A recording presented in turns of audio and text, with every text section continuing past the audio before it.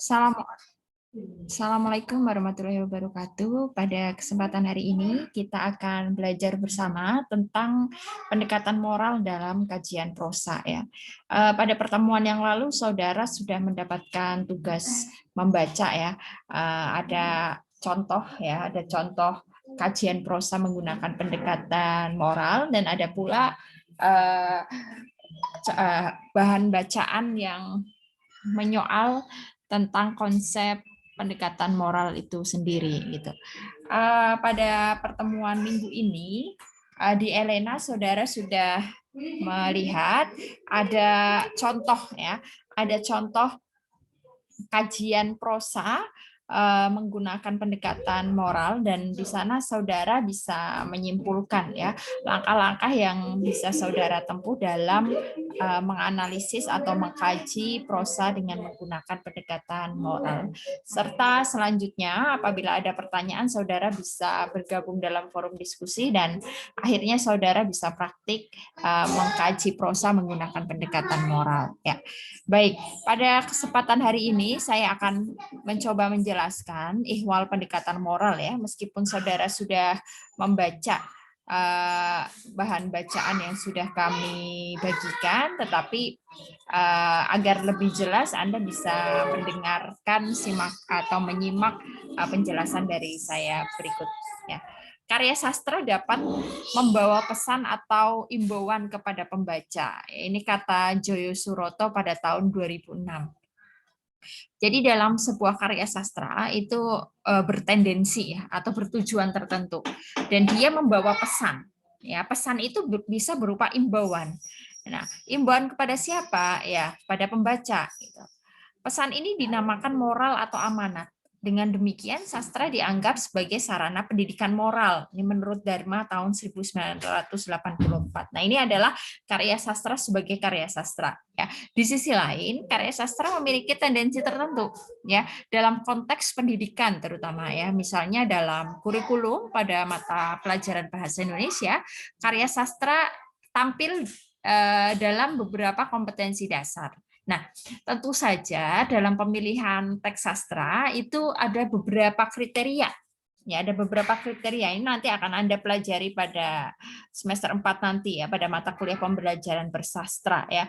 Pada konteks mata kuliah kajian prosa ini ternyata karya sastra itu ada yang bertendensi untuk menyampaikan moral atau amanat atau nilai-nilai tertentu yang berlaku dalam masyarakat dan dianggap baik gitu ya. Jadi pendekatan moral yang diterapkan dalam mengkaji karya sastra ini dan apabila akhirnya ketemu nih karya sastra atau prosa khususnya yang memiliki pesan yang sangat baik itu sesungguhnya sangat cocok apabila diterapkan dalam kurikulum ya atau dalam konteks pembelajaran di sekolah. Menurut Joyo Suroto tahun 2006, meski moral disampaikan pengarang dalam karya sastra biasanya selalu menampilkan pengertian yang baik.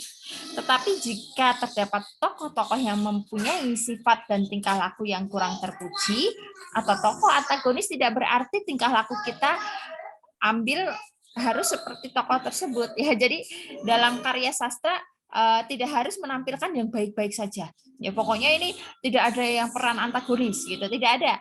Tidak harus seperti itu ya. Nah, nanti karya sastra atau prosanya jadi tidak seru lagi ya. Tapi bahkan kita bisa belajar dari tokoh yang antagonis sekalipun.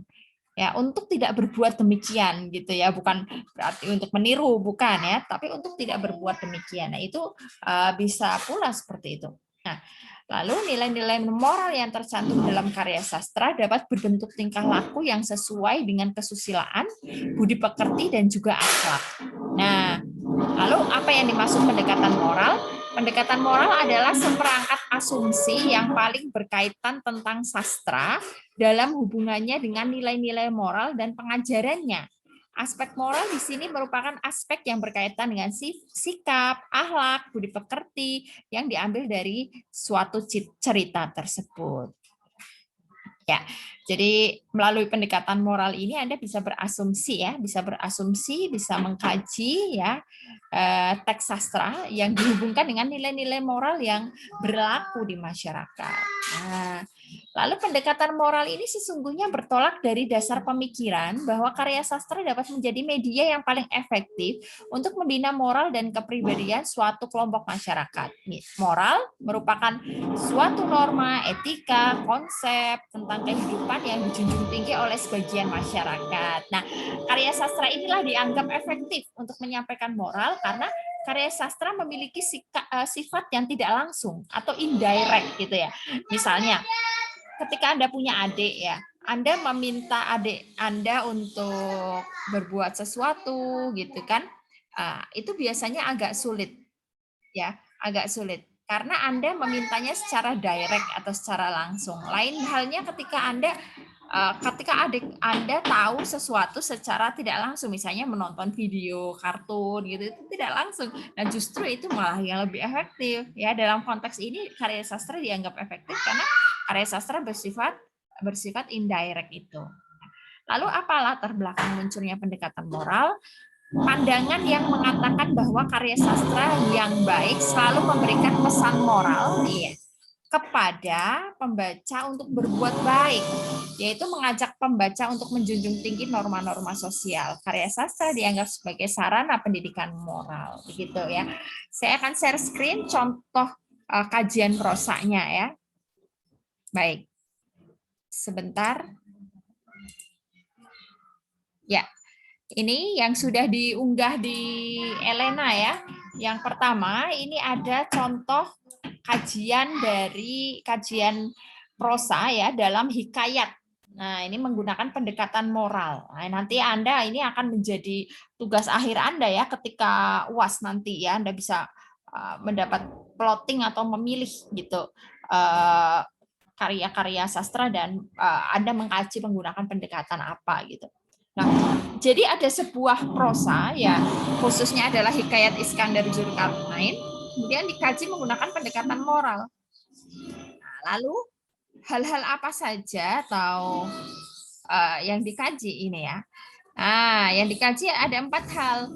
Yang pertama adalah hubungan manusia dengan diri sendiri, hubungan manusia dengan manusia lain, dan hubungan manusia dengan alam, serta hubungan manusia dengan Tuhan. Jadi dari 4 aspek inilah hikayat itu dikaji. Ya, ini akhirnya ada nilai-nilai moralnya gitu.